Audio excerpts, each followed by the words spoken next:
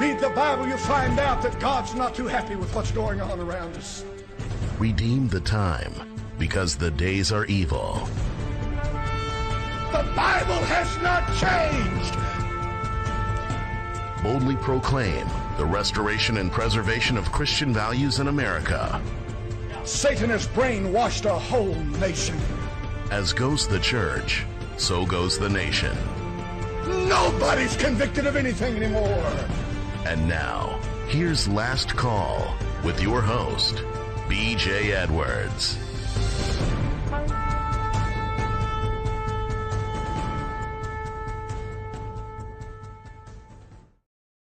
Good morning, good morning, good morning. You are about to listen to 2 hours of opinion and entertainment supplied by Last Call Radio, where you can see the difference. We're not doctors, lawyers, politicians, professional journalists, nor do either of us hold a doctorate degree in anything, not that that would make any difference this day and age. We only ask that you personally and or corporately not take our statements or those that we voice from others personal, nor do we recommend that you act on them as if they're facts, although they might very well be just that, facts. But again, that's our opinion. You're not required to listen to, act on, or repeat anything that you hear today, nor assume that they are facts, and that any information we present is by no means meant to harm or threaten anyone. And for the record, this is indeed Christian Talk Radio with a sting. However, I'm not a pastor nor a preacher, street or otherwise, nor do I speak in tongues unless you talk natural language, natural laws, I believe is speaking in tongues. And please, Jesus was involved in politics being the atmosphere that all societies work and thrive. And at the moment in America where the battle rages, Plato warned that one of the penalties for refusing to participate in politics is that you end up being governed by your inferiors. That look interesting or familiar? That could be secular humanists, God haters, Christians, communists, Marxists, dictatorship. The list goes on. Welcome to Last Call, folks. Welcome to Last Call. Reading the book 1984, when I read that, I'm going, how could people be so stupid that they would ever allow themselves to be in the position that they're in? Well, welcome to the eve of 1984. My question, maybe yours, is now being answered. By the way, while we're away, I'll get the bad news out of the road first. 18-year-old men can share a cabin with preteen girls at Oregon Outdoor School if doing so makes them feel safer. Feelings, yeah. Biden considering bringing some refugees from Gaza to the U.S. And what are we going to replace those refugees with? And a totally unrelated story, backdoor war. Secretary of Defense admits U.S. troops in Gaza may see combat. Oh, maybe that's who we're replacing them with. And Ukraine is on the horizon. But what about the embattled students at UCLA, Cornell, etc.? To me, they all look combat ready. Amen? Huh? Time for a draft? Even a selective draft of sorts? Wow. How about some good news? All right. Now that you asked. Glenn Beck, the House anti-Semitism bill is a hate speech law in disguise.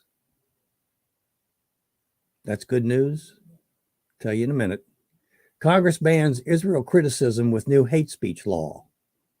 New anti-Semitism bill sets landscape for the Bible to be banned.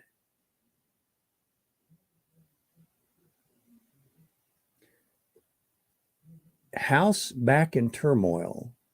Representative Marjorie Taylor Greene makes her move to oust Speaker Mike Johnson. So why is that good news, folks? If you didn't know by now, now you should know. This uniparty system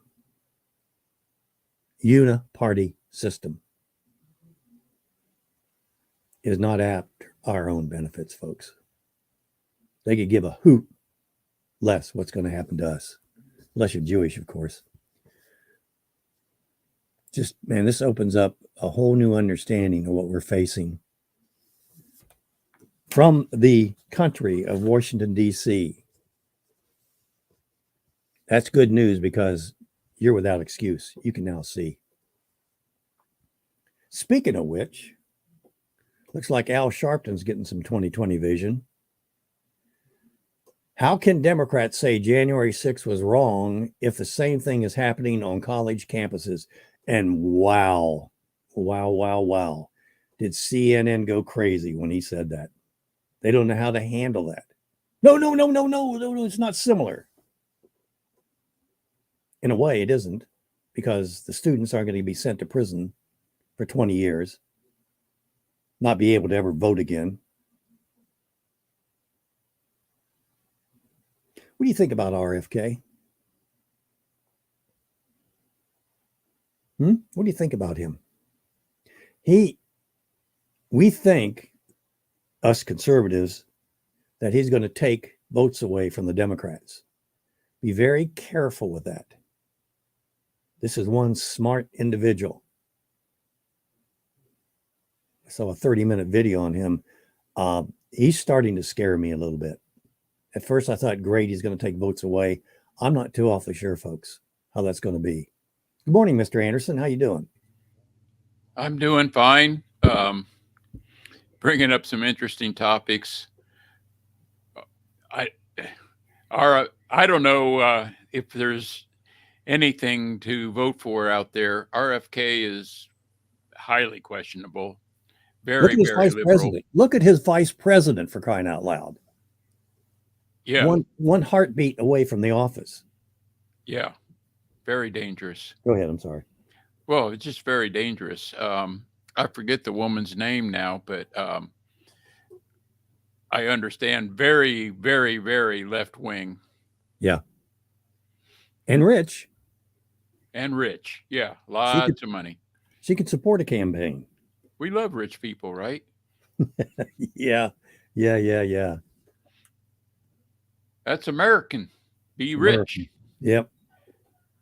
At all cost. Yeah, we've got a group of patriotic students at the University of North Carolina, Chapel Hill. They're being praised for defending the American flag. I don't know whether you saw this or not. From pro-Hamas mob that had previously replaced it with a Palestinian one while chanting, "From river to the sea." Then again, you saw the police regain full control of the UCLA campus. I saw that in the morning. Marxist protesters pushed off the campus. Second hour, I want to talk a little bit more about the students and also about the parents. Oh, okay. The parents. Yeah, where are they? You're wearing the glasses. What's that? Explain why you're wearing. Okay. I will. My producer just told me I need to explain why I'm wearing the glasses today. And I was going to ask you too. Yeah, you look kind of incognito today. Yeah, I had a yard work incident last Saturday, and a twig from a tree was keeping an eye out for me, if you know what I mean. Were you targeted? I was targeted. Yeah, it was a conspiracy, folks. I fell prey to a conspiracy last Saturday. They're doing everything they can to shut me up. Poke your lights out. Yeah. It's not pretty. It's not pretty. Hey, before we go to break, I've got an I don't know category. This Thursday, May 2nd, is a national day. Well, was the National Day of Prayer, and a vital part of our American heritage. Since the first call to prayer in 1775, when Continental Congress asked the colonies to pray for wisdom in forming the nation. The call to prayer has continued through our history, including President Abraham Lincoln's proclamation of the day of humiliation, fasting, and prayer. This is from Intercessors for Prayer, by the way. And is prayer working? And if not, why not? Well, there are some stipulations about who you pray to and what you're praying for. And who is praying? Something about righteousness? Something like that, We too. need a prayer. So we need to redeem ourselves, right? We need to say, hey, we're sinners. That's pretty difficult to do this day and age, especially if you're in America. First of all, it's going to take work. And Americans in general aren't really up to the exercise of work. On that Maslow hierarchy needs scale, we're at that self-actualization. We have Uber, we have people fixing our dinners for us. We have institutions that take care of our children, from babysitting to education. Those indoctrination centers you're talking about? Coming from a teacher, Mr. Anderson, I'm ashamed of you saying that. What do you mean indoctrination centers? Huh? Come on. Yeah. Well, you can indoctrinate them with good things or bad things, right? And this started, by the way, I think with the baby boomer generation, where parents are saying, geez, I don't want another war. I don't want things to be as tough as they have been for me. So I want to make sure that my student has, my child has all the opportunities that they can be afforded. But the problem is, this is kind of like pampering. And we're trusting others to do the job for us, because both you and the wife have to work now to stay up with the Joneses, right? And what's happened? I mean, it first started off, no matter what the item is, it first started off with the schools indoctrinating children in the items. Pick an item, pick a subject. Today, Evolution. Yeah. This day and age, it's transgenderism or the LGBTQ, or how many alphabet letters they have, plus just absolutely crazy. So we evolved. We can be either or. Apparently, anything goes. And this is satisfying that, gosh, I'm feeling this way today. Well, it's okay for you to feel that way today. Maybe you actually are that way. What we're doing to our children is child abuse. But the question is, yeah, we can pray and God can enable us. But even once he enables us, we pass the buck to somebody else to get them to do it. And we don't do it ourselves. And we'll be talking about the natural family movement and how that tool can be used. But it really, the thing that really scares me is that personally, I didn't learn until I felt the pain. And I'm afraid that is exactly where this nation is. I don't want to see that happen. Corporately or individually, I do not want to see that happen. Two other items: Biden swamped by lawsuits minutes after upending Title IX. Hundreds of UCLA students convert to Islam, pray to Allah. Wow. Especially you out there that have daughters. You have no idea what you are allowing them to get involved in. Let's take a break. I got another item I want to talk about, and it's about Donald Trump. Yeah, why not, right? But it's not about the court case. No, it's something very interesting, and something that one of our regular panelists has been noticing and actually doing something about it. November 5th, 2024. Wow.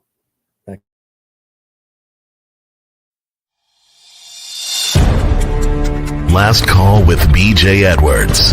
Real talk about real life.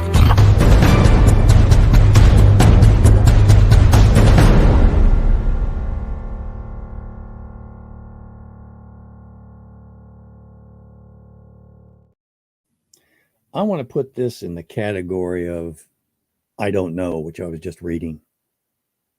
And it really is up to us. It's always up to us. And we're without excuse. I understand the natural man receiveth not the things of the spirit. It's foolishness unto him. I get that. But we are all gifted with a software package, number one, that tells us the difference between right and wrong. And I can get into the natural family where you have a need for a mother and a father, yada, yada, yada. But we know the difference between right and wrong. We get that funny little feeling when we do something going like, I probably shouldn't have done that. I probably shouldn't have done that.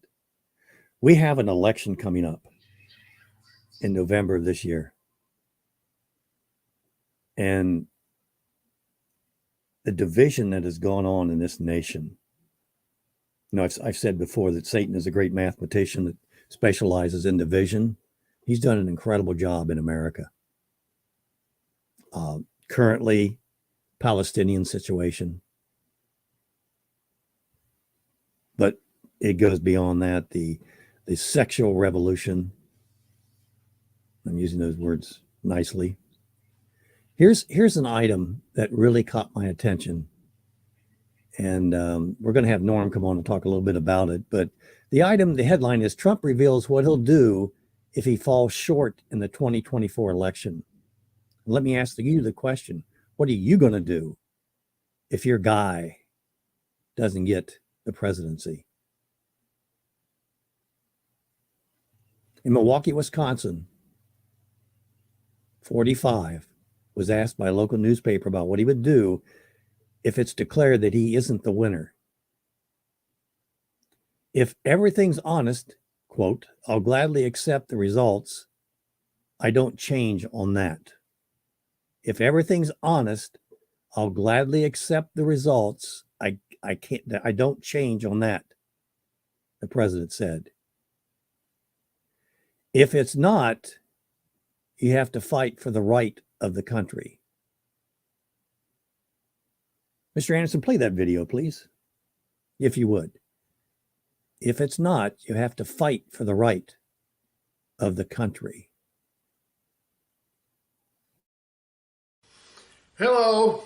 The founding of America has been a great success story for the principles of democracy, and it has inspired millions all over the world. The USA has become the most powerful nation in the history of mankind, and it's due to its founding principles and to its Constitution. And we've had various political movements in our history with a divergence of ideologies promoted with, relative respect given to each. But it seems that recently there are forces in high places trying to divide our country along race.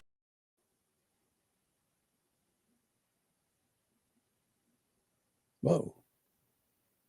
What happened? Mr. Anderson's going to try to work on that. I don't know what's going on there. You want me to try to play it, Mr. Anderson? Hello. The founding of America has been a great success story for the principles of democracy, and it has inspired millions all over the world. The USA has become the most powerful nation in the history of mankind, and it's due to its founding principles and to its Constitution. And we've had various political movements in our history with a divergence of ideologies promoted with, relative respect given to each. But it seems that recently there are forces in high places trying to divide our country along racial and political lines, and it's led to political violence, even family divisions, which is not who we are as Americans. And it's been said that it doesn't take much to see that something is wrong, but now it does take some eyesight to see what will put it right again. And we're going to ask you to remember to be a pledger in November. And that is why we're asking all good Americans, regardless of their political affiliation, to join us in taking the first step by pledging to be engaged, to be educated, and more important, be a peaceful agent of democracy and freedom. And as President John F. Kennedy so aptly stated, ask not what your country can do for you, but what can you do for your country. And the first step in this process is to join millions of your fellow Americans in a pledge for unity and peace for the November 5th elections. Remember, we need you to be a pledger in November. So the pledge is, I pledge to become an informed voter and participate in our election fellow citizens with respect, regardless of opposing viewpoints and political discourse. Not to be involved in any political violence leading up to November 5th and into the next administration. Peacefully and respectfully accept the will of the American voter, and enlist others in the campaign for peace and unity in our country as a civic duty.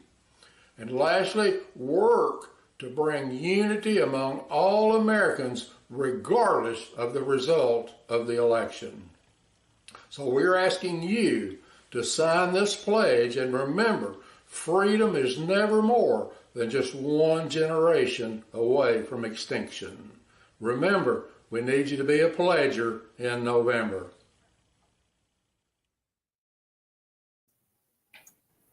Norm, what are you up to? you causing trouble, Norm? Well, I've been accused of that before. So anyway, well, I'm just, as many are, and I know you are, we're just concerned about what's going to happen because, the people, the honest people are fed up because we saw the election being stolen. We had them dead to rights on video.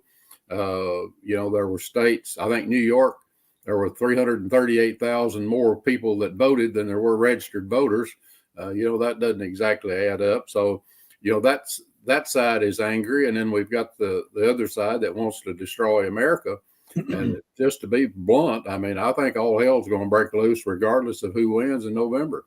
And I think we need to begin to get prepared for that. It could break loose. It could, yeah. It could break loose. And I think what part of what you're trying to do, Norm, is to get us to start thinking, number one, positively about November. Now, if the election is stolen, whose fault is that? First of all, that needs to be your thought. Whose fault is that? I know there's a lot of groups that are trying to work with the election integrity, and that's good, but that's on a national basis, folks.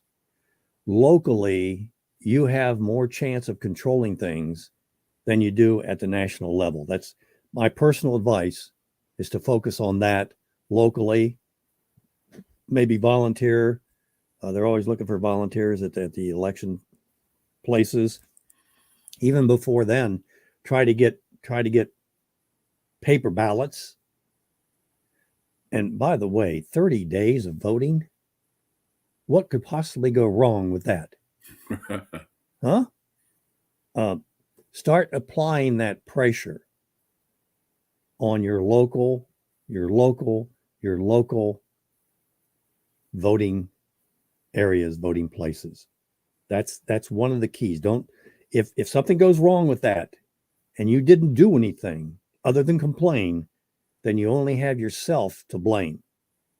Yeah, you don't know what you can do until you try to do it, right?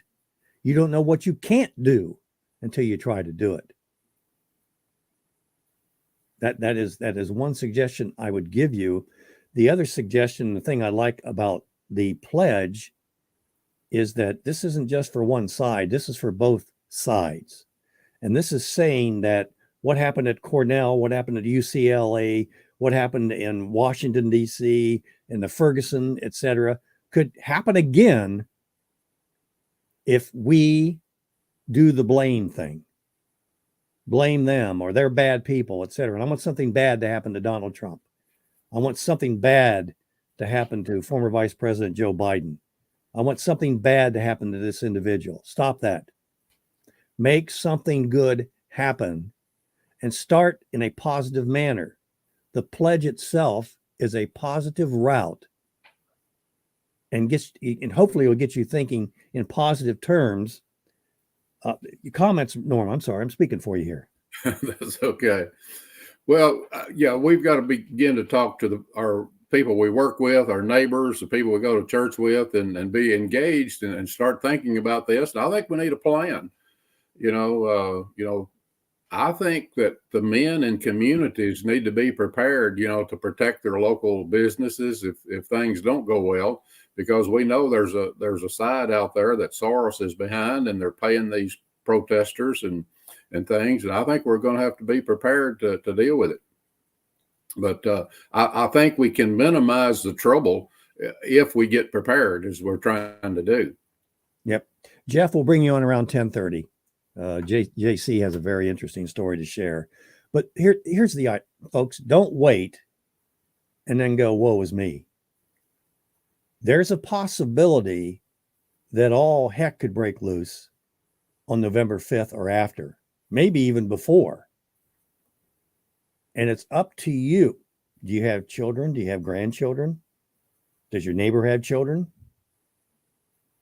It's for the kids, right? And it really is. They're defenseless. You're going to put him, if you put, like I've said before, when you put yourself in a position where something bad could happen, it might. If you continue to put yourself in a position where something bad could happen, it will.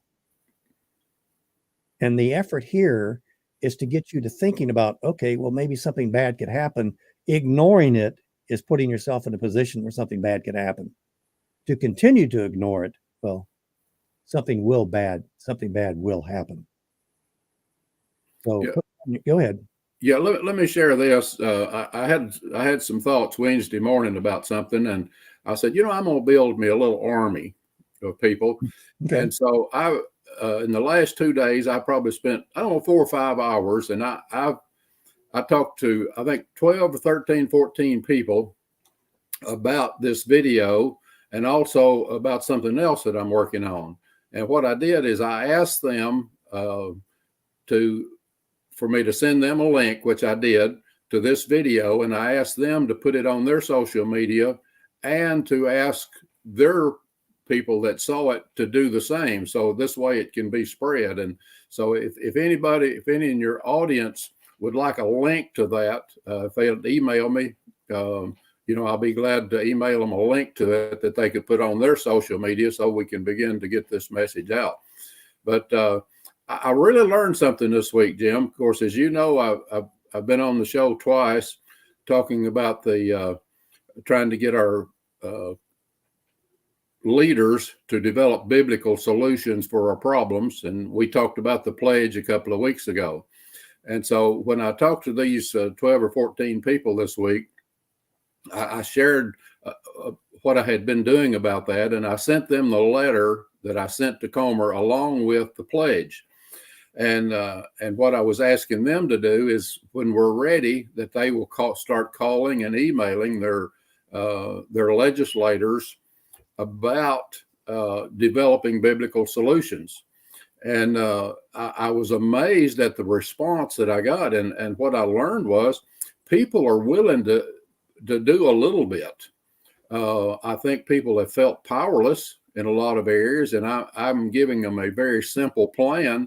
Here's all I need you to do, and I'm asking each one of them to try to find 3 to 5 people that they can forward this information on to, send them the pledge that we're giving Congress, and they were. And matter of fact, BJ, this morning alone, I've had 2 emails from 2 people that I've talked to in the last 2 days, giving me ideas and thoughts, and they're telling me of people that they can bring in. And every one of them has seemed pretty excited about getting involved. They see it as, hey, there is something that I can do. And what I'm looking at, and I don't have all the plan together, but of course, I'm here in Kentucky. When we go after, I'll put it that, maybe that's not the best term. When we reach out to our Congressman James Comer, we need to do that with phone calls, because they know, and we'll tell them who we are. They'll know that they're a voter. And then people outside of Kentucky can email, because they don't know where that email comes from. They don't know if it's Kentucky residents or not. So as we develop this plan and build us an army at the right time, then we'll start calling and emailing them. And I think, like I said, as I shared before, I'd met with my Congressman James Comer, and he was open to the idea of Congress some in Congress, the godly ones, developing a biblical solution. And we can help them with that. And again, I'm not asking them to be preaching Jesus, just say, our country was founded on biblical principles and we need to get back to that.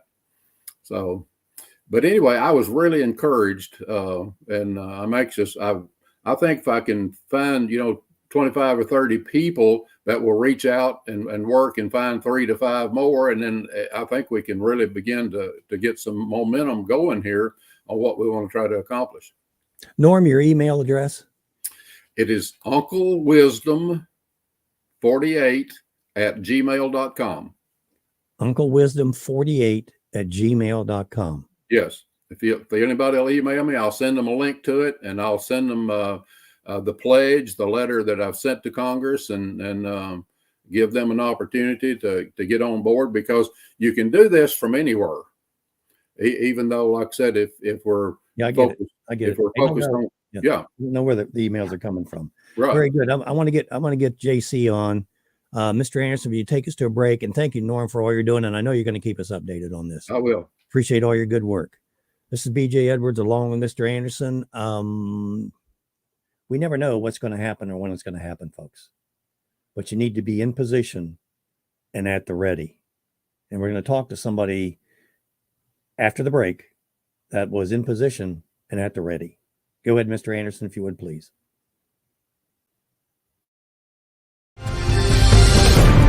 Keeping you informed. This is Last Call with BJ Edwards.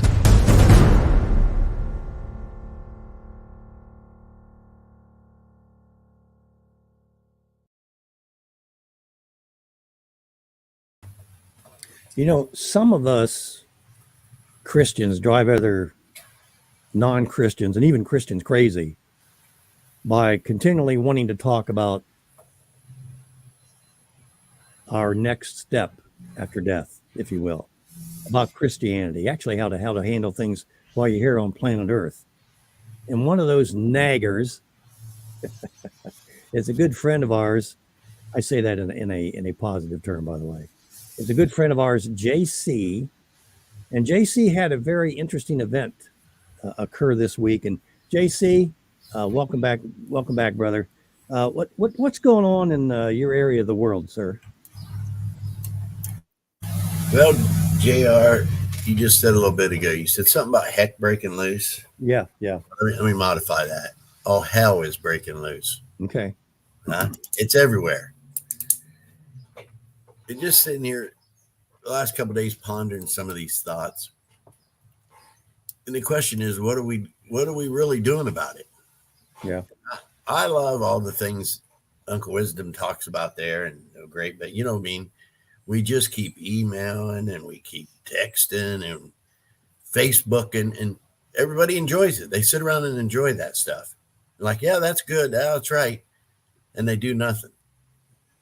And I'm not saying I got it all figured out, but we got to get engaged out in the streets, not behind our laptop, being a internet warrior. We got to be out and about speaking to the people. Here's what went down the other day. And I didn't even think about this, but you said what? Tuesday was what? National Day of Prayer? Yep. Thursday. Thursday. Yeah. Thursday night. So I'm out here at the car. We're here at the car lot, and we do church in the garage here, and we have people in and out of this lot.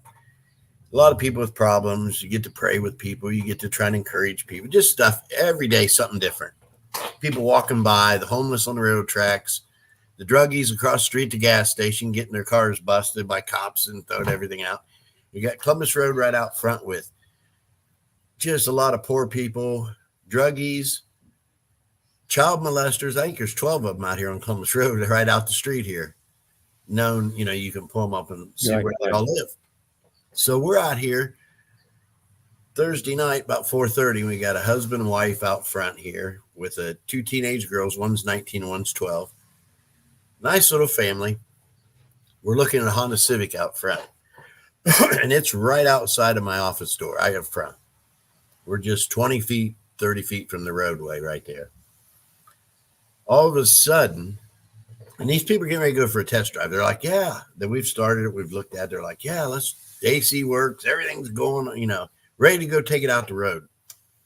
Car's sitting there idling, and we look up, and there's a dump truck coming in front of Mike, right along the road, right in the road here in front of the car lot, just 20, 30 feet away.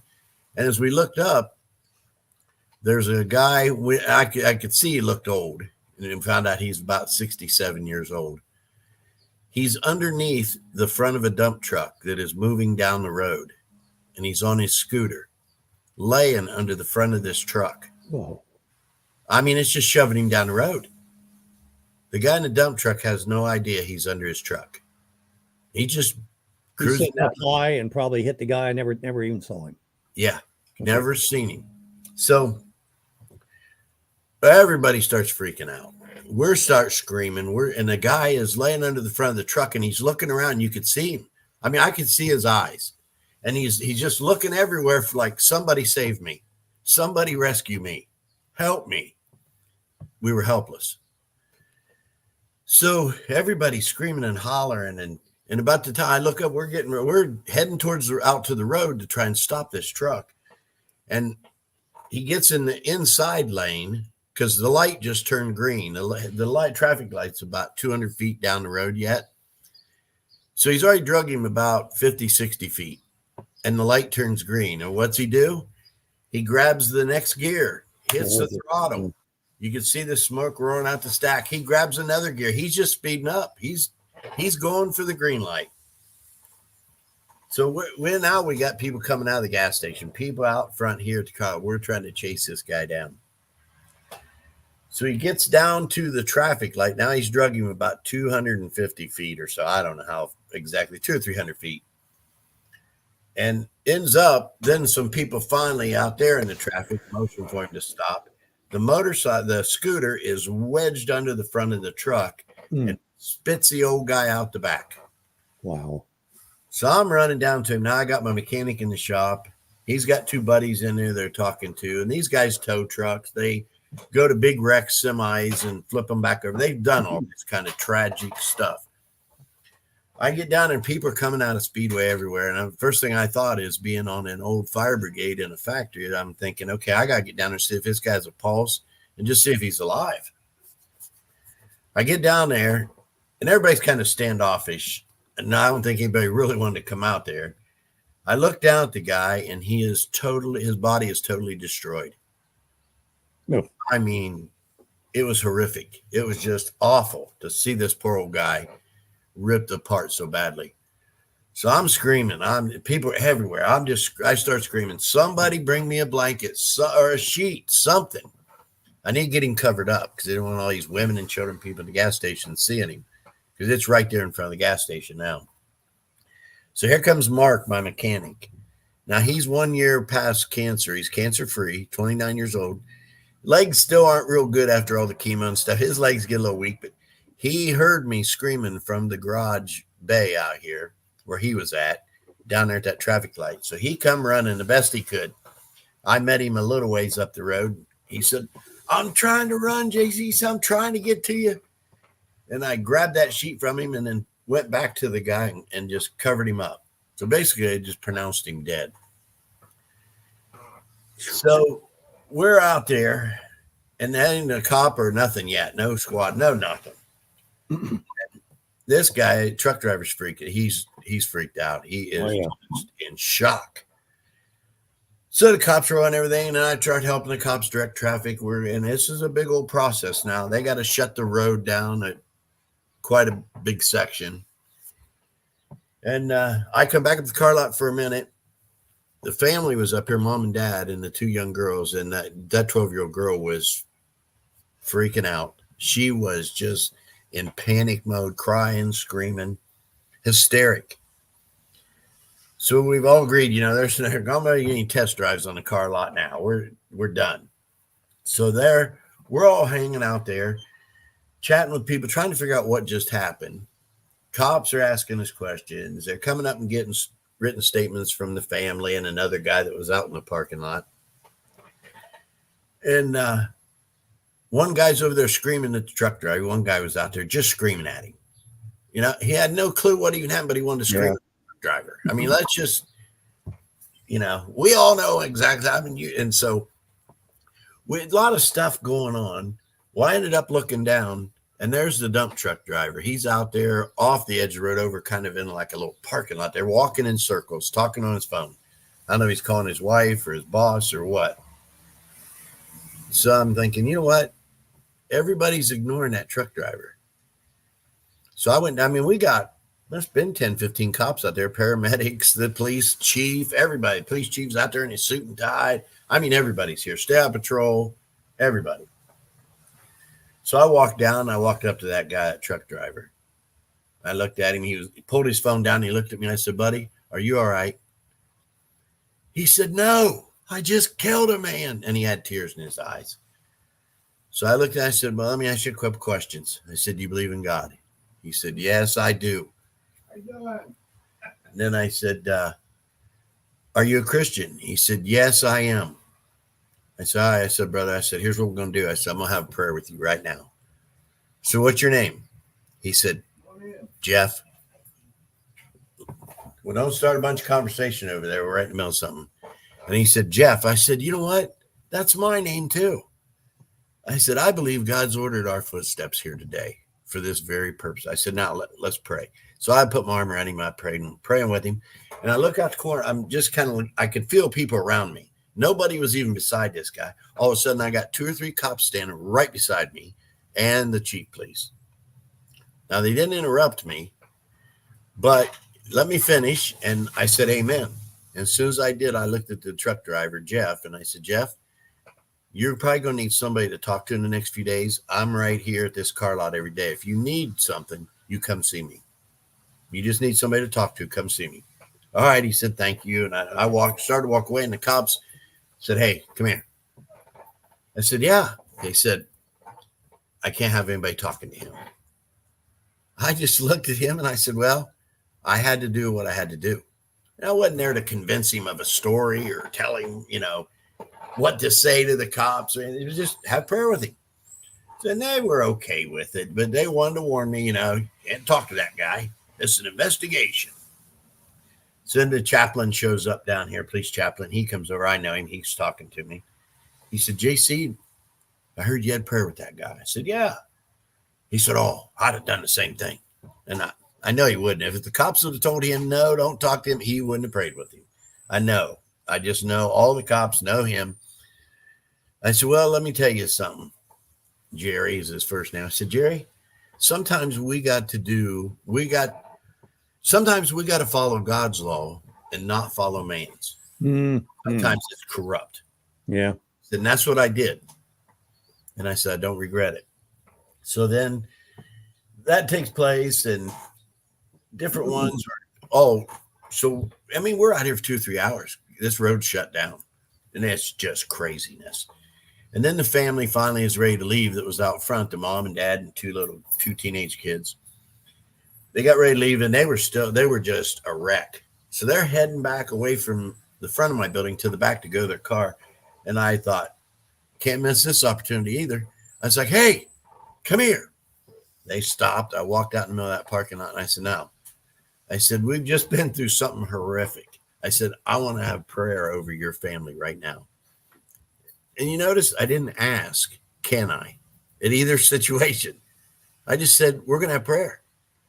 It's like, and people won't refuse when you do that. Usually they'll bow their head right away and close their eyes. If you just tell them you're going to do it. For so now. That family looked at me. They come in a circle, and I put my arm around, I think, Dad and the 12-year-old, and the other ones locked arms. We had a circle. locked arms in the middle of the parking lot, praying over this family, because I can imagine what it's going to be like for them at home that evening. You know what I mean? So as I ended the prayer, I had my arm around that little 12-year-old girl, and then I specifically prayed for her because she was a you know, they all thanked me, and then they said, listen, we'll come back sometime to look at that card, but we're out of here. So it was good. So I get home, and I was supposed to be home. I had a young couple at my house supposed to meet me at 6 o'clock. I was supposed to put pork chops on the grill and have this thing cooking and get home early. I couldn't.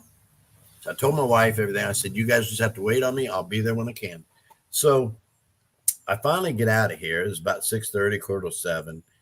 And I get home, and sure, they want to know what happened, what was going on. So I tell them the whole story. And right when I left the car lot to head home, I got a text from my mechanic, and you haven't heard this one. I don't know. I don't think I shared it on Coach's show, but my mechanic that's just beat cancer, 29 years old, and they told him he'd probably never have kids now because of the treatments and stuff he went through. Well, at his wedding this summer, me and my wife was invited. I got to pray with him and his future fiance that day before they got married. Got to pray with them on the back of his 70 Dodge Charger with my Bible laid out on his nice hot rod car. Prayed for their blessing, their wedding, everything. 2 weeks later, he comes in the garage after they got married. He said, guess what? I said, what? He said, I'm going to be a dad. Oh, for crying out loud. He said, I beat their odds. They told me it never happened. I'm like, so it's been a road with him. Pastor Bill and I led him to the Lord about a year ago at the picnic table in the garage. You know what I mean? I mean, it's just been ongoing. I've had prayer with his dad before he was out of hospital. I've had prayer with when they did the gender revealing thing at the garage with 75 of their family relatives in this old dirty garage. And just opportunities all the time. So Mark, my mechanic, let me go back to this here. He sends me this text. I'm on my way home, just ready to leave the car lot. He said, people have asked me why I work in there in that car lot, why I can block out some of the preaching stuff that annoys most and listen to the things that I need to. And today is proof of that point. You are one, let me see here. You are one of the few people I know, like myself, that will run towards the issue, that when they're screaming, you don't face the other direction or run away. I don't care what Kirk says. I don't care what Kirk says. You're one hell of a man, Jeff Klein. And I just start crying. I text him back. I said, thanks, son.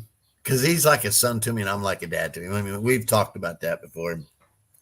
But that was encouraging. I read that to that couple. It was at my house, and my wife and I got home and said, you got to hear this.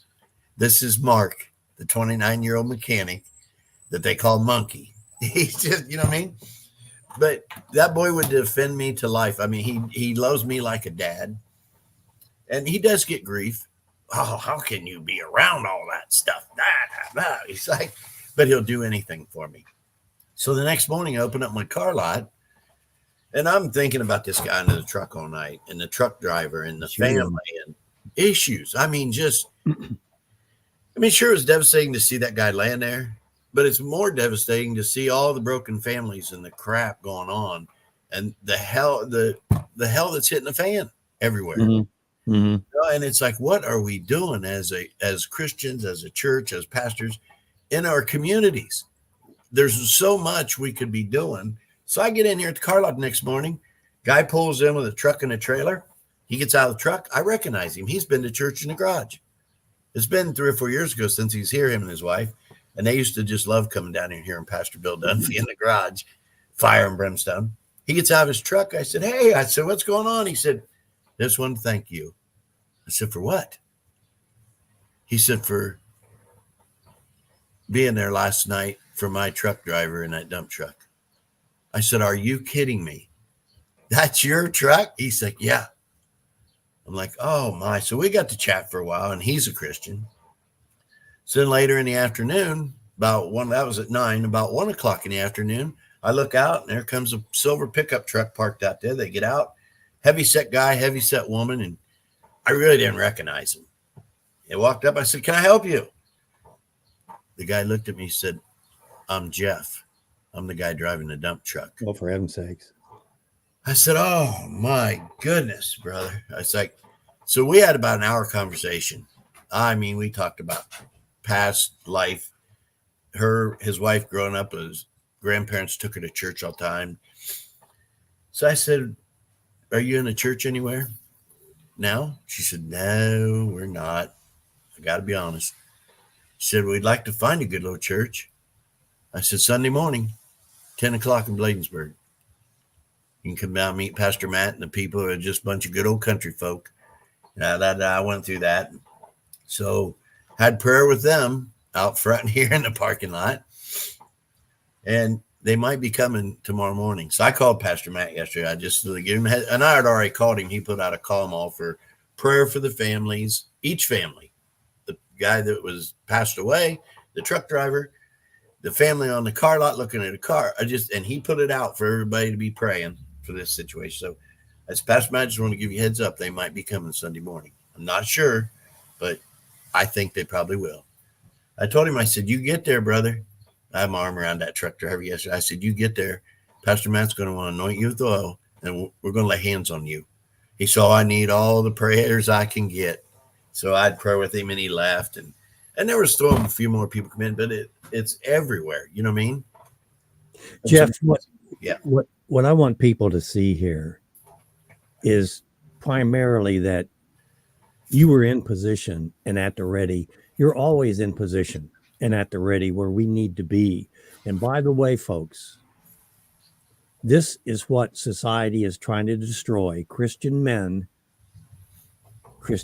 like JC. They don't want anything to do with these terrible individuals, these homophobic, all the names that they call them. But I want to tell you something, folks.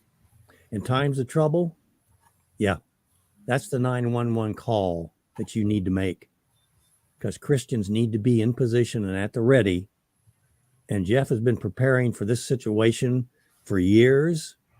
And not just this situation. There's other situations not as catastrophic as this one is, but he still is in position and at the ready. Jeff, I can't thank you enough. I got 1 minute, and then we're going to have to probably go to our 2-minute warning. This is BJ Edwards, along with Mr. Anderson, your last call. We're listening to JC, an experience that he had right in front of his business.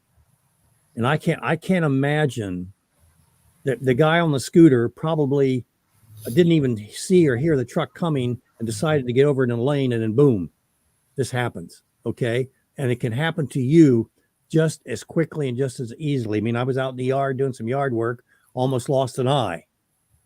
It can happen just that quick, folks. And you need to be in position at the ready like Jeff is. And that's what all these Christian preachers are trying to tell you. And no, you don't want to listen. And yes, it's going to take a lot of pain to get you there.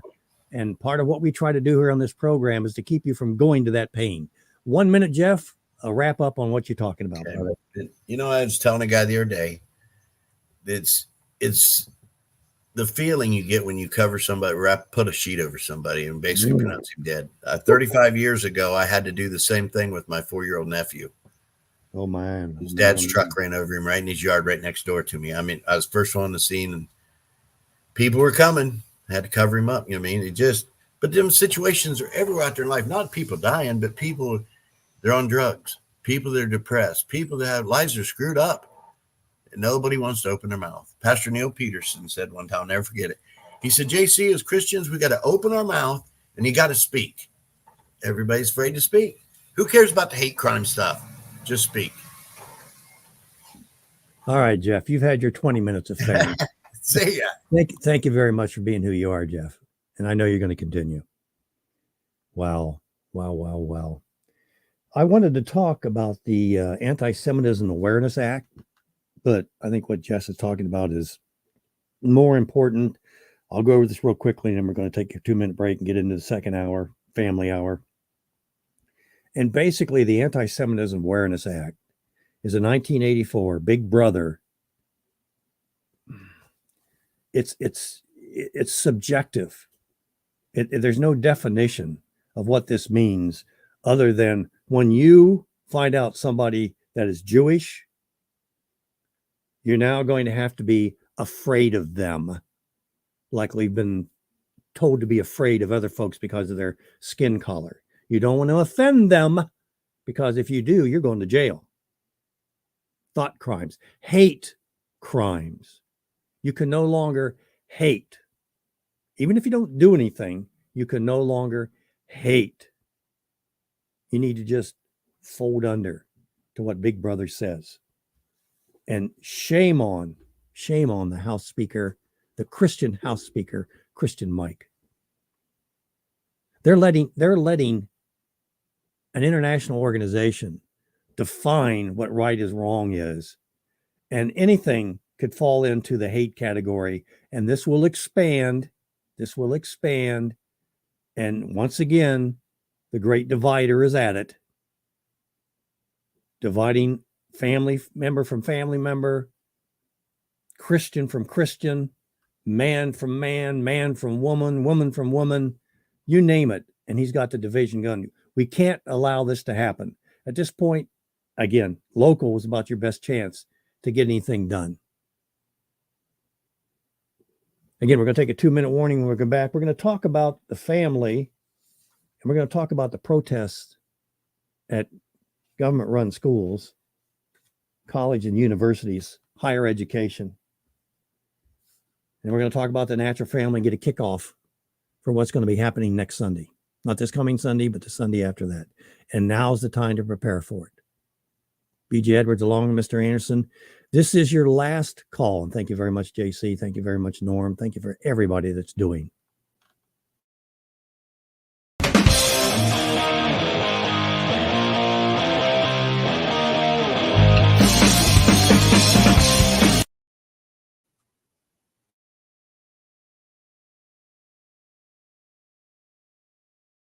Lived in an era when the church has not known corporate persecution, not in this country. So our understanding of these great promises of God to protect His people have been somewhat theoretical and historical. The church has not been persecuted in our country. It has not been troubled by the government, at least not until now. And we're beginning to feel hostility. We're beginning to feel like we're being singled out. We understand persecution exists around the world. According to those who track persecution of Christians, there are at least 260 million Christians living in places where there is overt persecution. I don't know the exact numbers, but estimates are that about 3,000 Christians were killed for being Christians last year.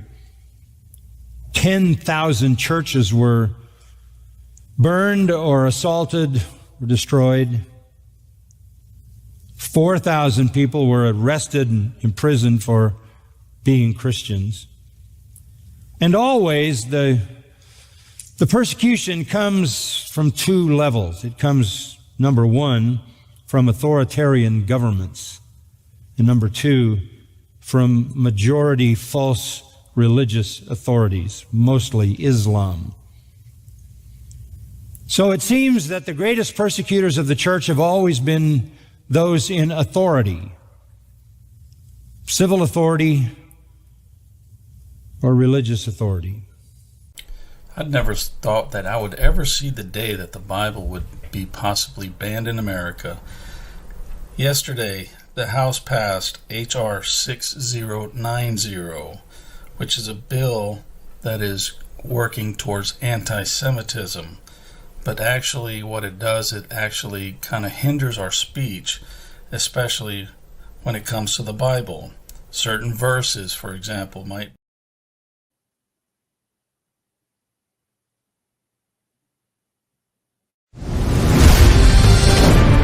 keeping you informed. This is Last Call with B.J. Edwards.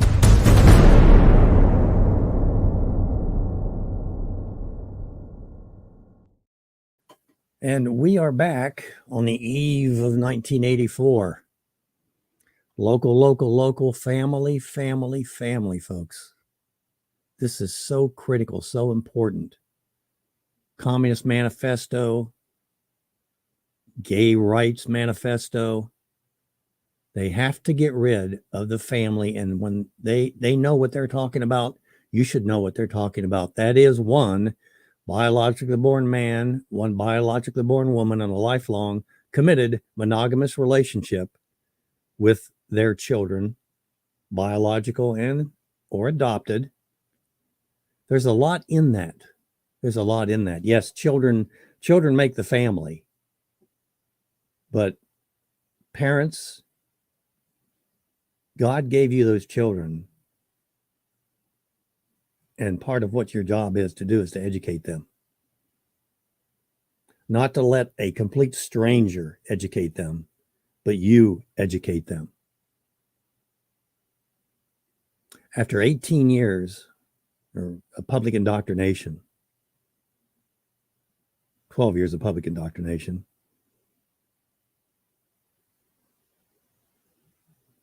they send you back children, little Romans, if you will, or communist or Marxist. You've seen it. What are those kids? Are they Americans? Are they part of the Republic? Or are they part of the communist movement, Marxist movement? Man is the measure of all things. When you put the right man in charge, then things will go well. And they put you in a position where things get so bad that right man or woman or transgender or whatever it is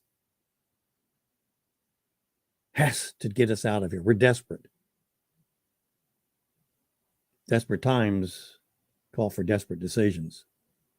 And they're not always the best decisions. If you get lucky, yeah. And it wasn't by accident that the United States became the greatest nation in the world, folks. Yes, it was the Christian dogma, if you will. But part of that dogma talks about parents. In the beginning, God created the heavens and earth and everything that's in it. Natural laws, physical and spiritual. But the first institution that he created for the benefit of man was the family. And that's purposeful. If you're a Christian, how do you know what a father in heaven means? Or brothers and sisters in Christ without the family? If we're test tube babies and we go through foster care, if you will, for our entire lives, this month it's this parent. Next month it could be 15 parents or no parents, just the institution. Think about where this could go, where Satan wants it to go. Think about where it is. The missus and I were talking this morning about when this all started. We talked about the public education and the indoctrination that happens, and it's gotten progressively worse. Is that a double entendre there? Progressively worse. And I can remember when I was going to high school, what the big social item was and how it's changed, and how every time it changed, it became a little less biblical.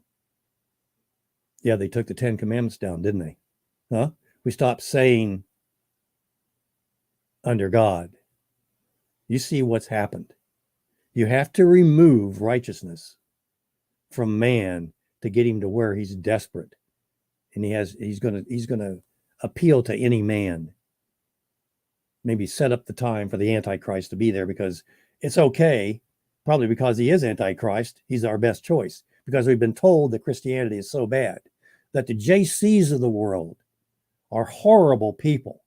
And when an accident happens like that, the last person you want to talk to is JC the Christian.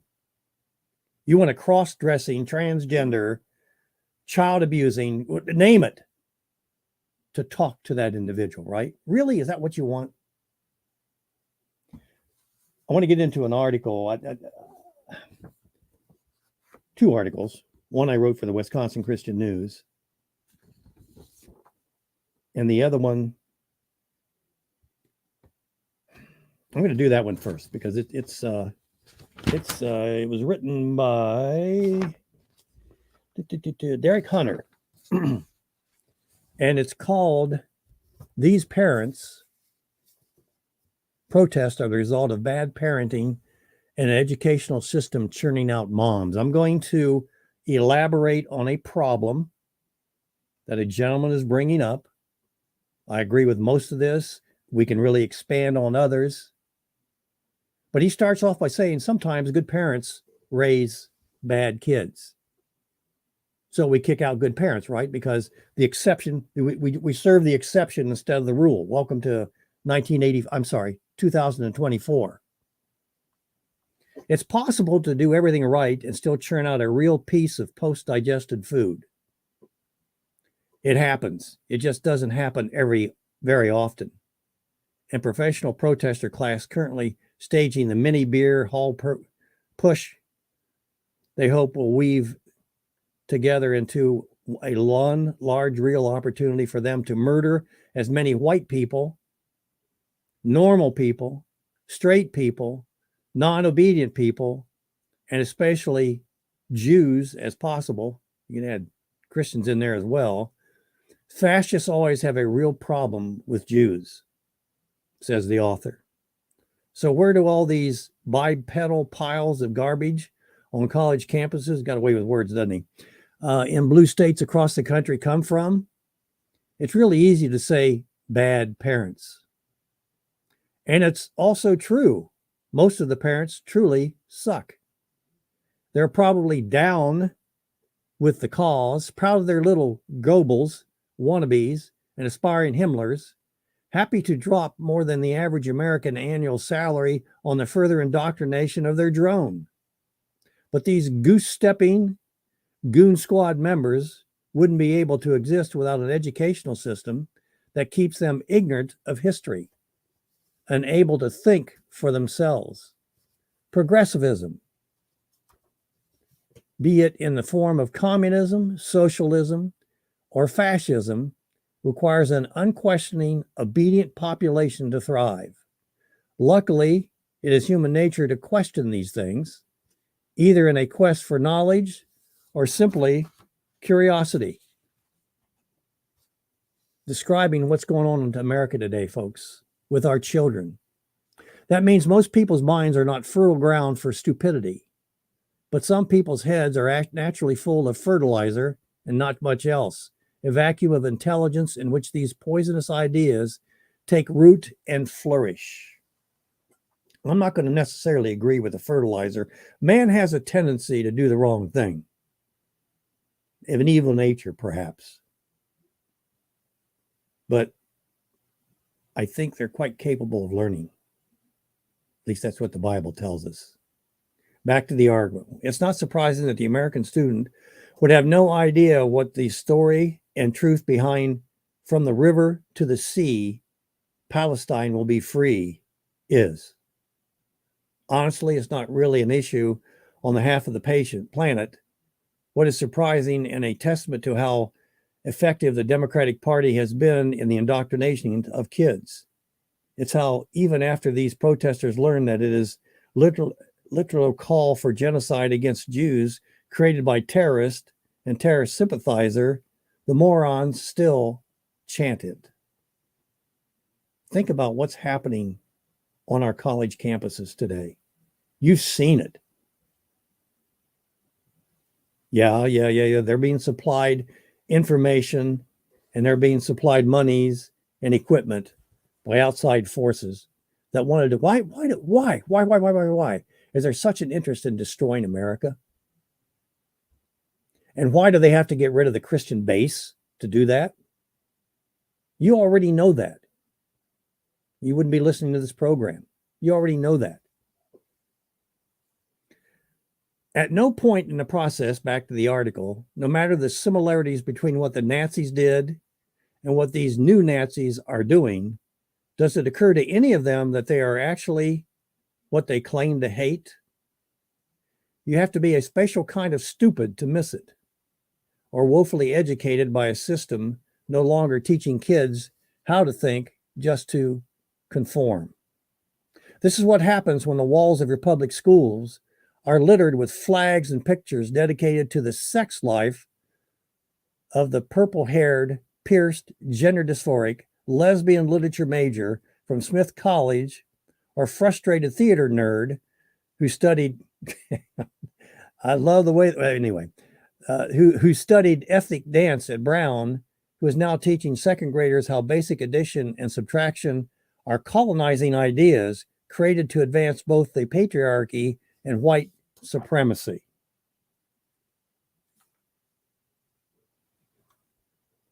This is underscoring what is going on, folks. But bad school systems can only exist, great point, if bad parents allow them to.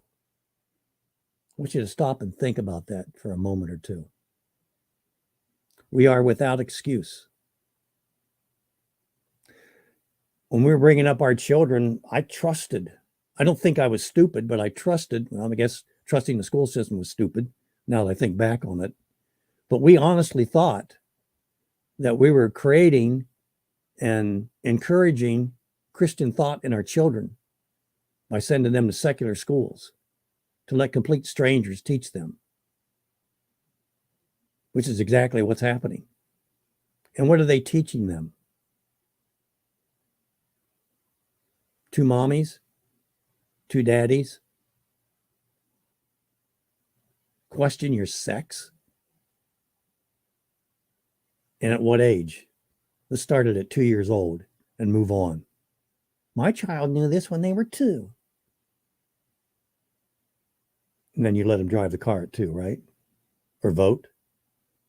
Although I'm not too often sure it makes any difference.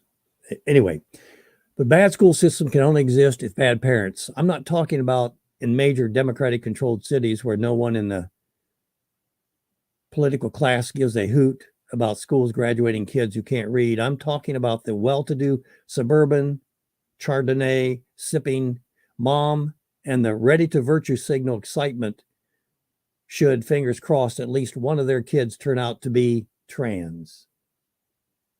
The parents who order several copies of the latest children's book published by NABLA, North American Man, Boy, because it might get banned by an elementary school, but would burn down the place should a kid bring in a Bible. They elect like-minded people to the school board, then stop paying attention or caring about failure to teach or anything except the fundraiser to collect money to help all the 22-year-old illiterate in their own language and unable to speak English illegal aliens, 10th graders, on their sexual assault in every district in our state tour, while making sure to set aside a little extra for some touch-up work on their face and neck tattoos. These are people who are such stereotypes that if they weren't real and you wrote a fiction about them, it would be considered some kind of hate crime. They suck as parents, belching out entitled brats with walls of participation ribbons and zero accomplishments, arrogant and ignorant, both born on third base, great point here, while demanding high fives from everyone like they just hit a triple. Entitled. Either spank too much or not enough. Their kids inflict all the anger and confusion that goes on with never coming within a country mile of receiving the approval of their pharmaceutically numbed birthing persons. This is an article by Derek Hunter. And I'll conclude. Now that they're on campus, calling for the extermination of everyone who won't bow down to them while their parents act with all the concern a tornado has with the destruction in its wake, parents who moved to a status city with highly ranked schools never bothered to care about what the schools were teaching or whether or not the kids were learning.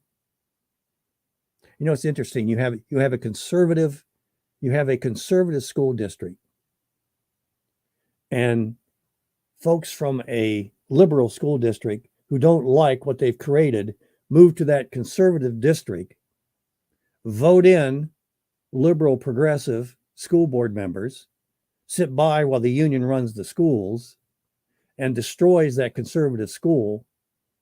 And then what do they do next? Transients. They move to the next conservative school district, right?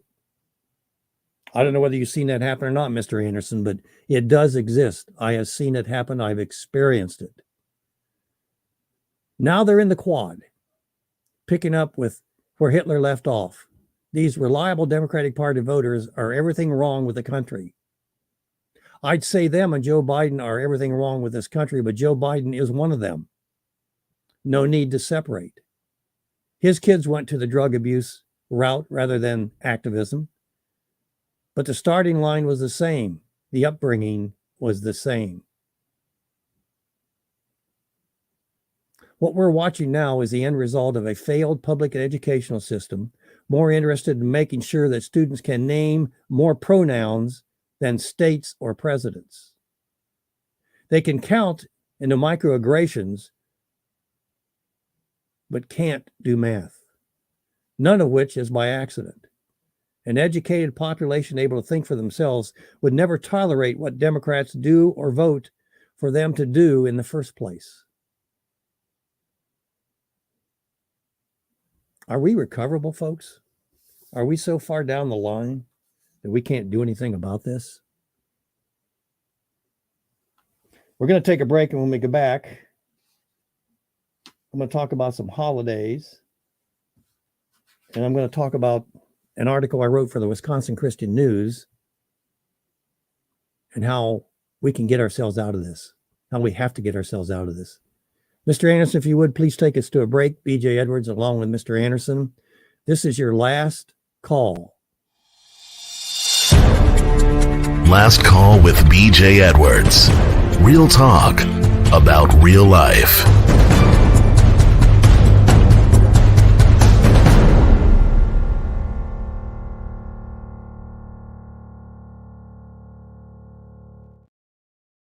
Mr. Anderson, you're a retired school teacher. You going to defend yourself? I have no defense. I saw the school system when I was working in it as a failing entity, and I had these grandiose ideas of hoping that maybe I could make a difference. And like Jeff shared, you reach individuals one at a time, whether it's in a critical situation or a emotional moment, whatever it is. You live by example. I mean, that's the best you can do.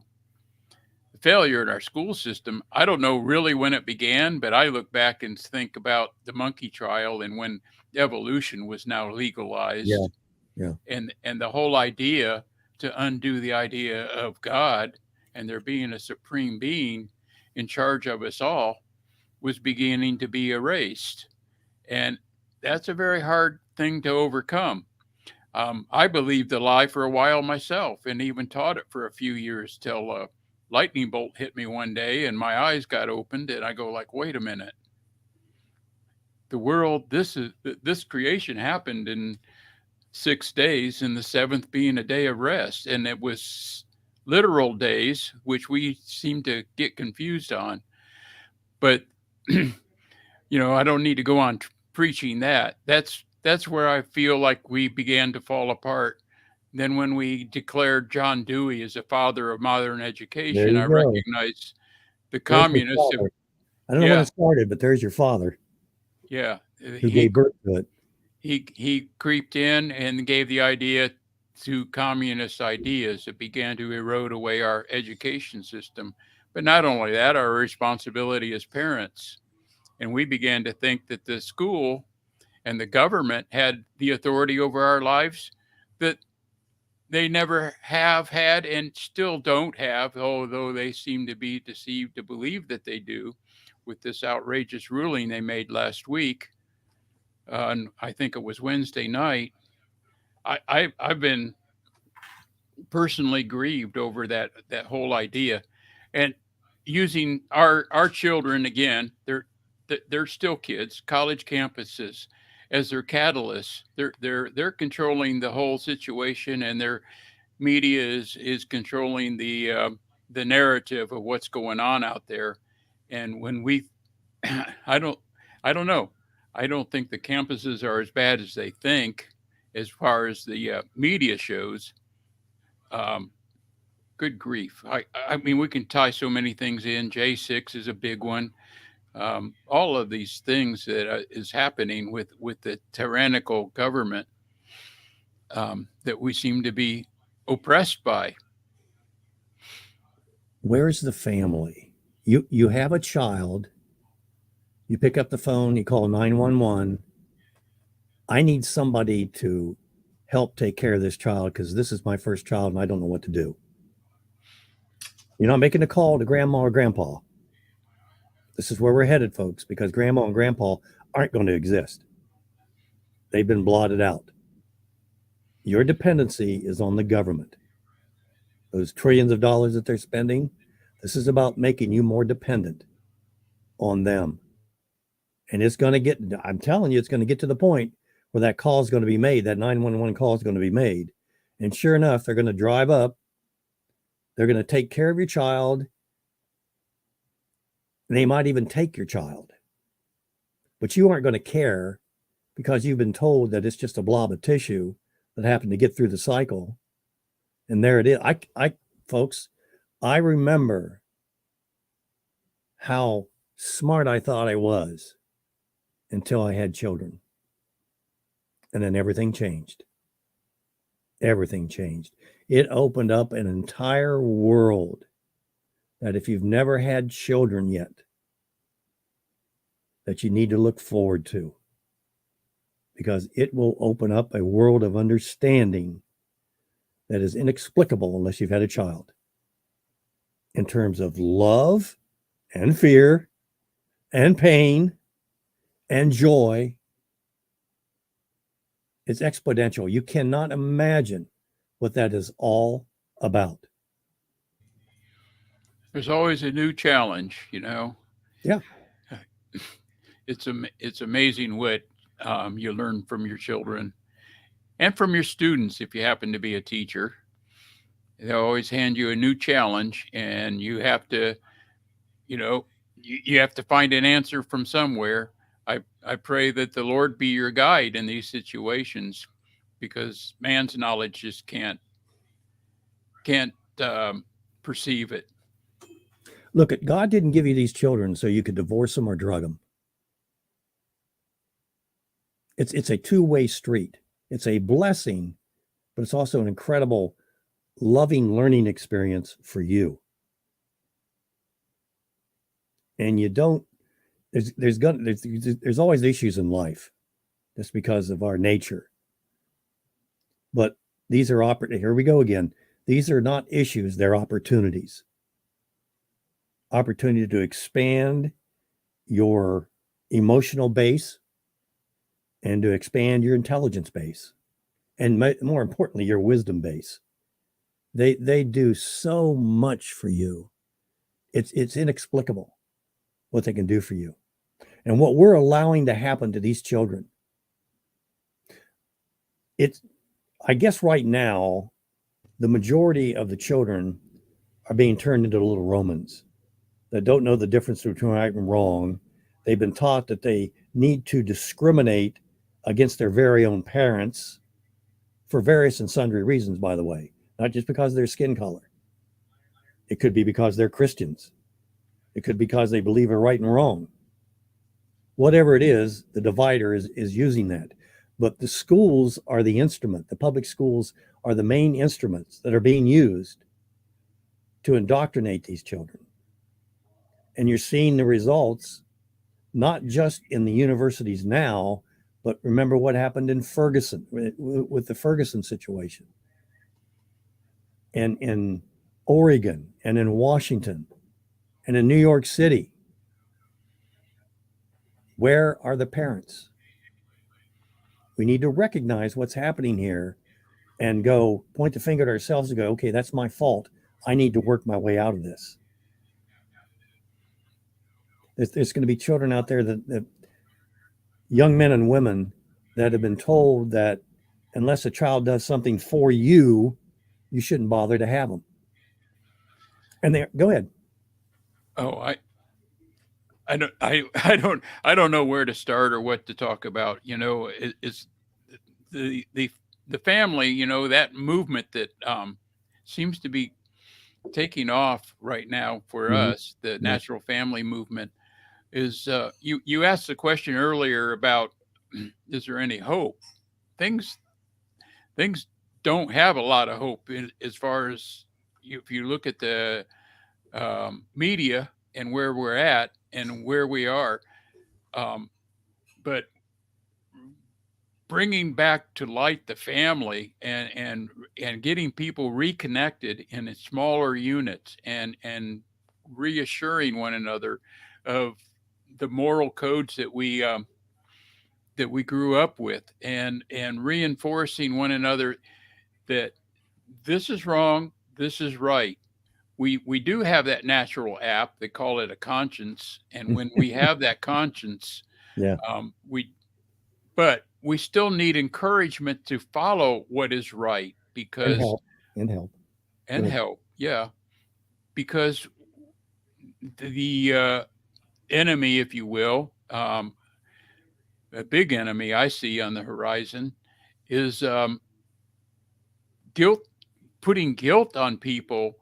And we need to do is, as a family, unite in a way where we can take that guilt off of each other and put our hope back where it belongs, ultimately in the Supreme Father, the Supreme Lord of our lives, the God that created all.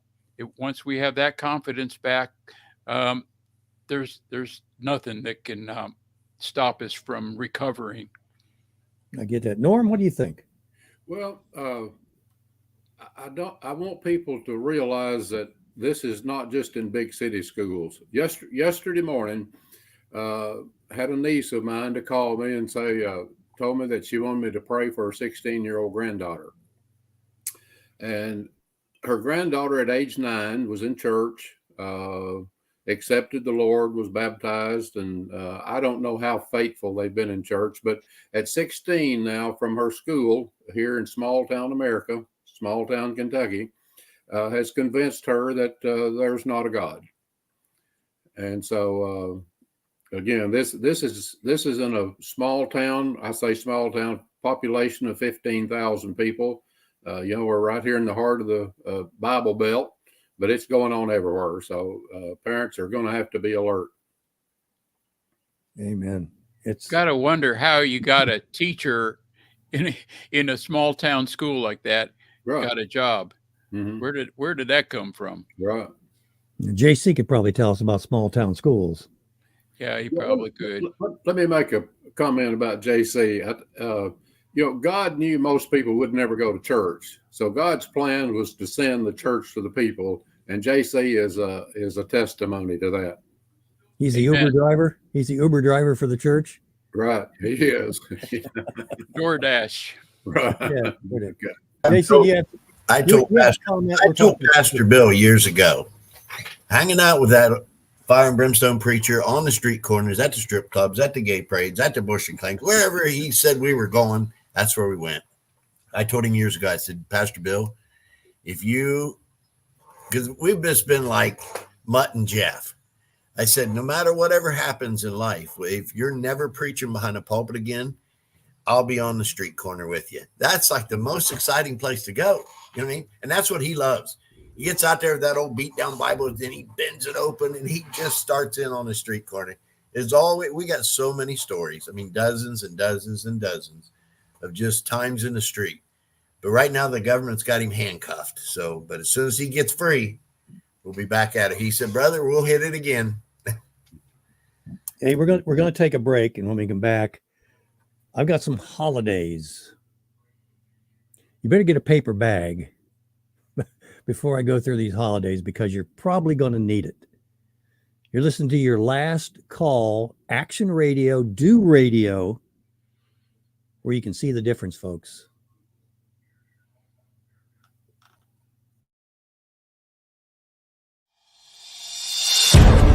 Faith, discussion, and so much more. Last Call with BJ Edwards.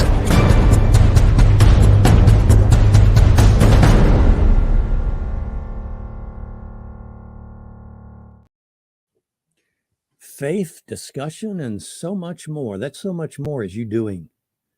You're hearing from folks that are doing. Come on. You need to get on this program, folks. You need to get your 20 minutes of fame, your 15 minutes of fame. We'd love to have you on. We want to know what you're doing. Every week we bring somebody on this program that's doing. Every week. January. No name calling week. Every third week in January. Trans Prisoner Day of Action and Solidarity. January 22nd. National Day of Transgender Visibility. February. National Freedom to Marry Day. Chosen Family Day. Aromantic Spectrum Awareness Week. What in? Aromatics are people who do not experience romantic attractions. During the week, LGBTQ groups worldwide hold events to raise awareness of aromaticism and show support for people of the aromantic spectrum. Good Lord. What will they think of next? March, Bisexual Health Awareness Month.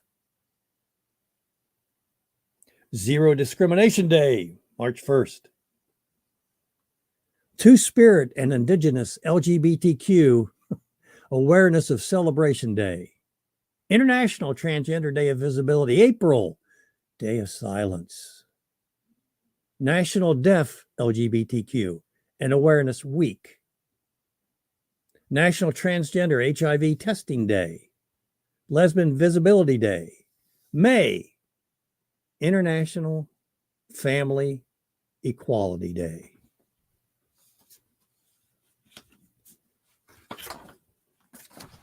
Maybe you're running out of paper bags.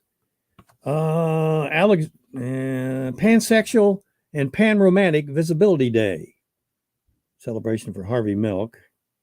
Many know who Harvey is. And in June, we have June Pride Month, right? HIV Long-Term Survivor Day. National HIV Testing Day. First use of LGBTQ Pride flag, June 25th. The Pulse Night Remembrance, Queer Youth of Faith Day, June 30th. July, let's see, International Non-Binary Peoples Day. Disability Pride Month, Non-Binary Awareness Week. International Non-Binary Peoples Day, August.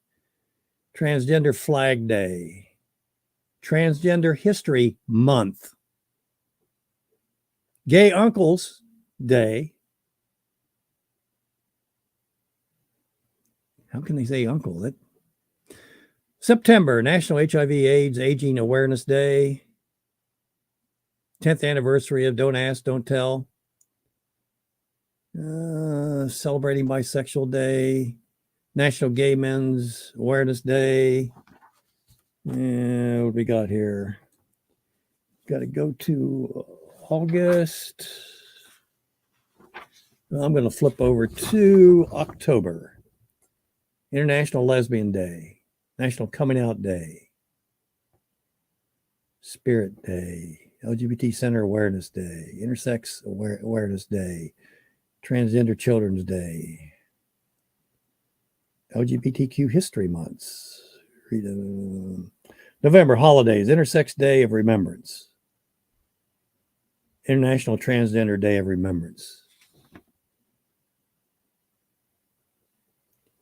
Giving Tuesday, weeks and months, Transgender Awareness Week. December, World's AIDS Day. Pansexual,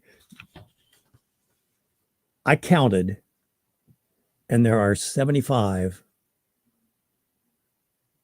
days, weeks, months that are being celebrated. This isn't Gay Pride Month, folks. That isn't it. This isn't about a gay pride. This isn't isolated to June. These guys are good. And that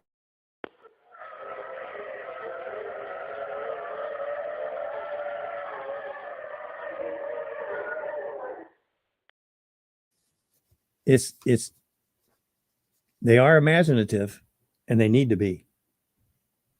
And they need to be persistent like the Energizer Bunny. And we need to be that the same thing. So what do we do about all this? As Christians, as conservatives, we what? We're complainers. We don't like anything, like Mikey in the commercial. We just don't like anything. How does that affect your witness, by the way, folks? Oh, here comes old negative Carl, negative JC, negative Mr. Anderson. Negative. Well, I think, yeah, it is hard to be positive these days. Love not the world or the things in it, right? But those things from above. I think a lot of people just aren't even aware of what you're sharing. I had no idea how many holidays. I mean, I get upset at the idea of June coming. Now I'm getting excited because we've got Natural Family Month coming up. Yep. And that's something I can celebrate. Natural families are, as we define it, are hard to find, but it's definitely a goal to aim at and to teach our children, hey, let's carry this onward. We lost it somewhere, maybe back in the 50s. I don't know. I don't know what families were like back in the 30s and 40s. Being born in the 50s, I have some idea, and I have very fond memories of growing up in the 50s. The 60s were confusing, and you're welcome. But I led the drive there. I led the drive. It's you're right, Mr. Anderson. It is. First of all, please. There is no perfect family.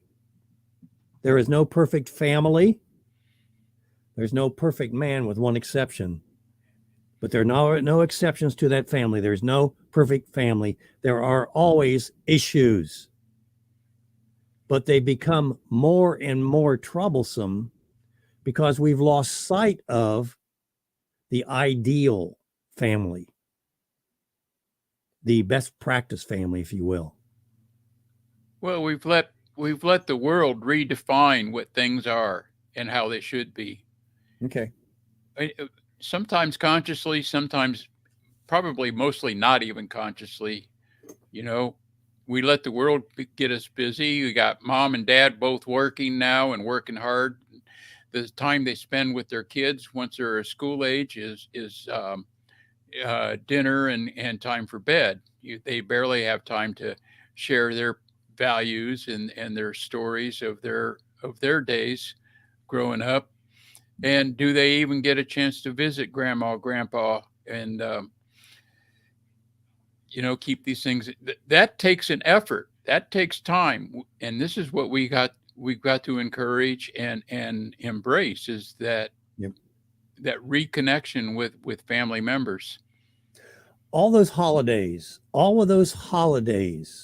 that I just read to you that favor the gay plus LGBTQ. I don't even know but that's expanding. What I'm talking about today is probably going to change next week because they're going to add something else yet to that. I just call them queers. They call themselves that, and I'll give them that word. They can be queer. They're odd. From a natural standpoint, it could be said that it's unnatural, though that's kind of a derogatory statement. It is not a best practice. It's not an ideal situation. It's tough enough being a child. But in all of that, and this I think is the beauty of what we're presenting with the natural family. What would happen if your city, your county, perhaps your township, your state, even, or this nation, which is an impossibility to mow. But anyway, what would happen if we started celebrating a natural family month, starting on Mother's Day, ending on Father's Day annually? What if this were a thing like Thanksgiving, like Christmas? We're a thing like Gay Pride Month is trying to be a thing. What would happen? And when I talk about natural family, we have to define that as one, and we have to use the term biologically born man and woman in a lifelong committed monogamous relationship with their children, biological or adopted. What if that was seen as the goal? It's like bowling 300, right? Every time you bowl, you don't bowl 300. Every now and then you might be a natural family for maybe a day or maybe even a week, but it changes, it varies. But you still have that goal where there's no vision, the people perish. The vision we want to cast. What happened if we start looking that as a vision? Would crime go down maybe? Divorce go down? No fault divorce. How insane is that? And we're going to call that a best practice or ideal. And this, by the way, instead of our current feel good, anything goes paradigm, when it comes to the family, leaving too many children stuck without one, or in many cases, both of their parents. A child needs a mother, female, and a father, male. They need that. That is inherent. That is a spiritual law that when you remove that, and you can read about it, or like somebody like myself, you've experienced it, you try to do anything to replace that. You try drugs, alcohol, sex, sports, whatever, but it can't fill that natural need that you have. When you alter that historic best practice, there's undeniable evidence that children will be less likely to be a problem in society.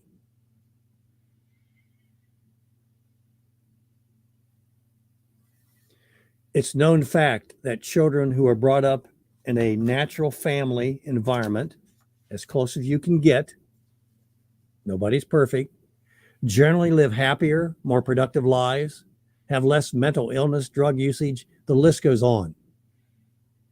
And yes, there are no guarantees of success, like the article we read earlier. But a natural family environment sure as heck makes it more likely. If you need further living proof, visit a prison system. Ask any prisoner inmate about their family life or lack thereof. I rest my case. But wait, an entire month? An entire month for the concept of the natural family? Come on, man. Maybe a day, but a month? You're asking way, way too much, especially this day and age. Let's see. You're asking for a month plus a week, right? Yes. Well, 5 Sundays. 5 Sundays. Right. Yeah. We're getting very positive results from that request, though. People are perking up and wanting to join. What else is giving people any kind of hope right now? And it does seem to be lighting a candle in a lot of areas. Try it yourself. Just try it. Talk to somebody. I guess we need to take a break here, Mr. Anderson, shortly, but talk to somebody about the concept.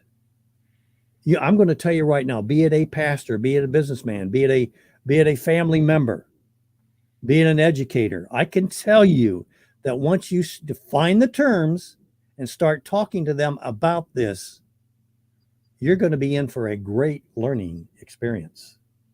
Oh, I'll guarantee it. I'll guarantee it. You're going to find things out about that individual that you never imagined existed. about their reasoning. And I would say how close they are to righteousness and the truth in the Lord. Whether, again, pastors, etc. Some pastors we've noticed that are more concerned about their church and their church's response to it as versus it being the right or wrong thing to do. Let's take a break, Mr. Anderson. We'll get a little bit into that. We did have a busy week. I want to go into that a little bit in terms of what we did. Very, very busy, very productive week. B.J. Edwards along with Mr. Anderson. This is your last call. Keeping you informed. This is Last Call with B.J. Edwards. And we are back. You know, I talked a little bit about a month. Really? For a made-up holiday? Made-up holiday? Yes. I've been told that this is a made-up holiday. And I'm, of those 75 or so holidays that I just ran by you, really? Recently, 75 holidays. Those sound made up to me. Mr. Anderson. Yeah. You're being a bigot. Oh, I don't care. I've been called all kinds of names, and I'm getting used to that idea. Yeah. I'm thinking anything to make us be quiet, right? Isn't that what they're throwing at us? Anything to make us be quiet. I'll call you a name and you'll get embarrassed or you'll get ashamed or something that'll cause you to not take the stand that you need to take. It works, doesn't it? It does. Works. It does. Yep. And it just they're even to a point of passing laws. Anyway, that's another rabbit trail. We're going on to this positive news of what a busy week you had. Yeah, I had the opportunity to go on 2 separate programs. One was a radio program, which has millions of listeners. And another was a podcast. Our good friend Tim Brown, Sons of Liberty. Surprise invite. Yep. Great conversation with Tim. And that exposure was into the multiple thousands. We've had a lot of new. Please, folks, if you haven't already, take the promise. Be a natural family promise keeper. We need you to do that. I've got some couple folks that want more information. I'm going to be getting back with them. But we got, I think, 200 plus new promise keepers, which is very important. And this is across the USA. And please go to our website, naturalfamilystrong.com, naturalfamilystrong.com. Take a look at the festival that Wisconsin is doing and what you can mimic. You can do that at the first week, or you can do that in the middle or at the end of the week, ending on Father's Day. You can do it at the end of the month if you want. We could have a month plus a day. Oh my God. There you go again, asking for too much. It's interesting. The LGBTQ crowd, gay plus,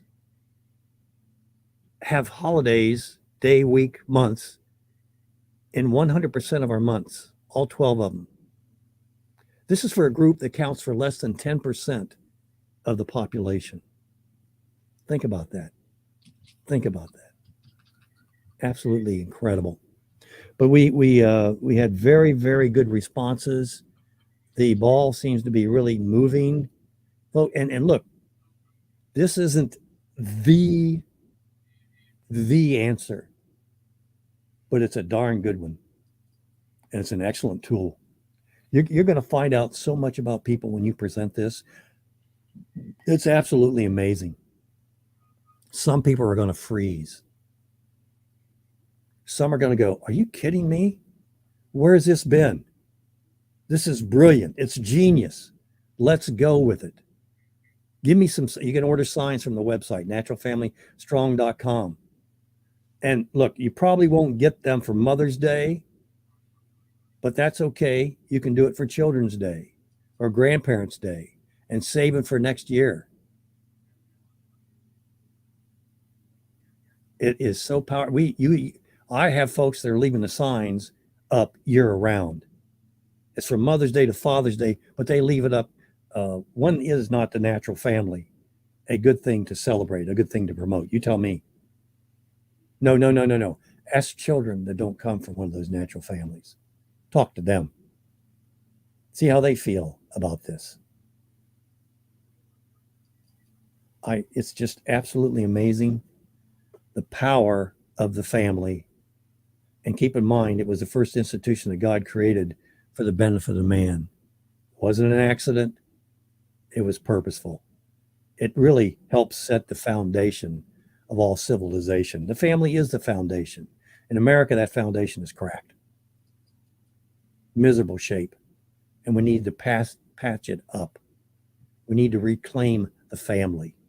And we've got the blueprint for that. Again, the celebration, the first week is celebrating mothers.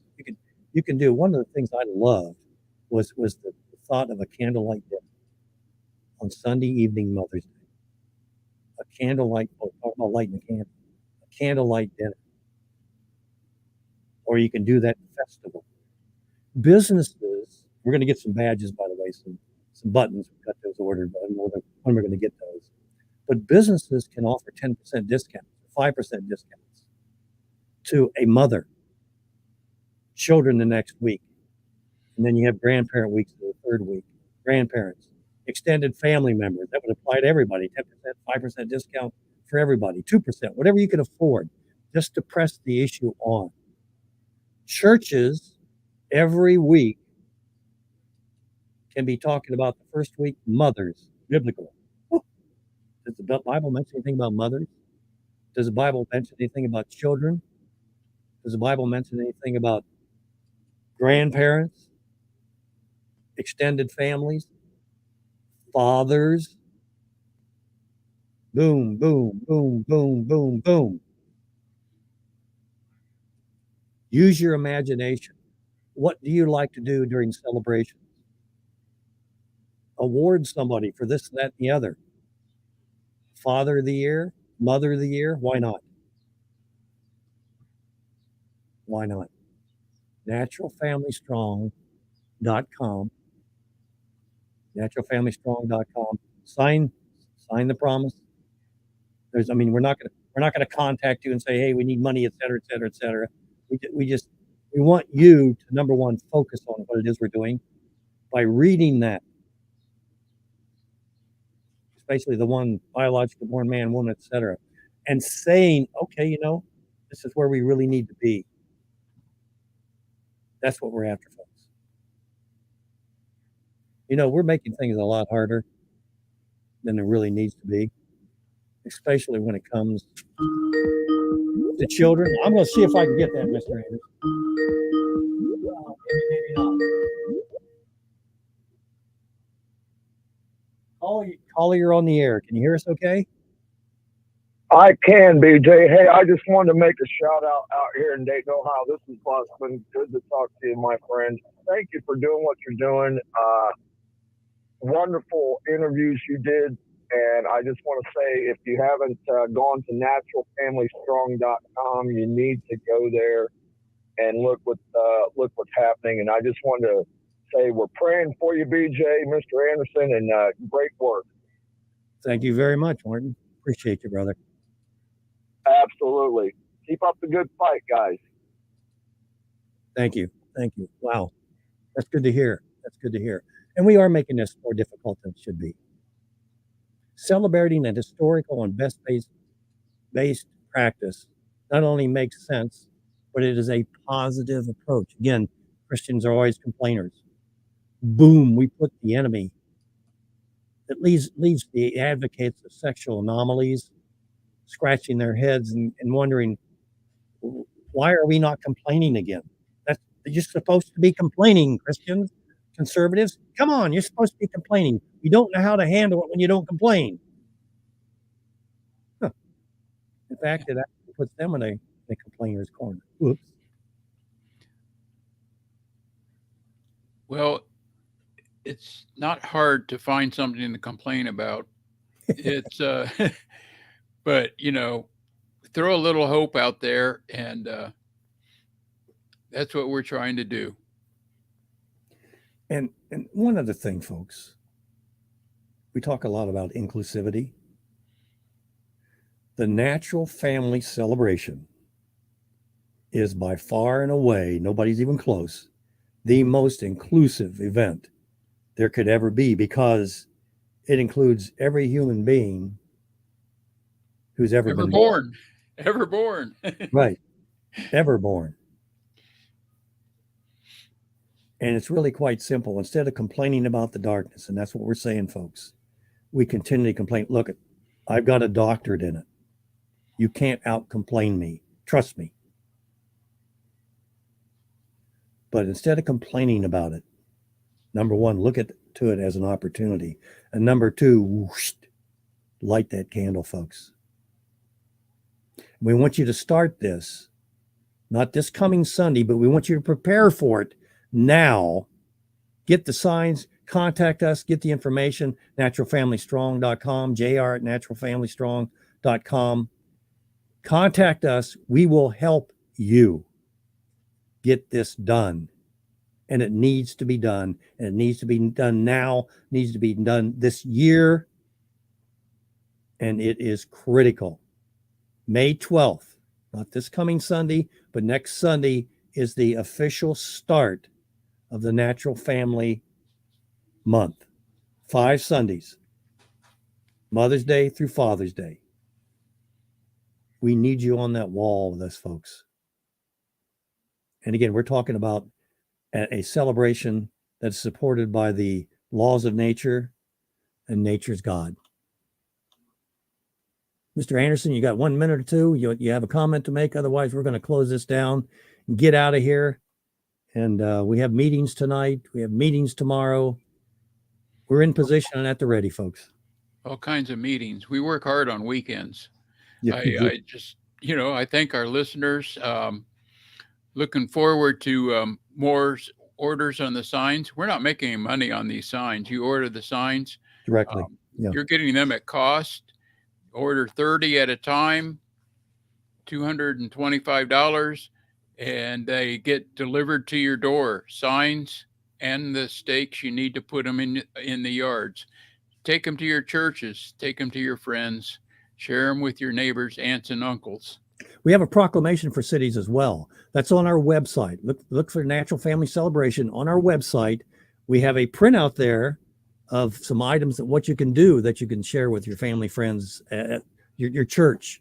It's what you need. If we've got the proclamation, we've got the signs, we've got the printouts, the promise. Hey, ideas for festivals. Pastor Rob has a good guidebook. You can email him from that website and get ideas of what to do. They got a wonderful weekend or week. Incredible. Anyway, a weekend planned festival for families. Naturalfamilystrong.com. Let's get out of here, Mr. Anderson. Have a great weekend. Keep busy. Start working now towards next Sunday. B.J. Edwards along with Mr. Anderson. This is your last call.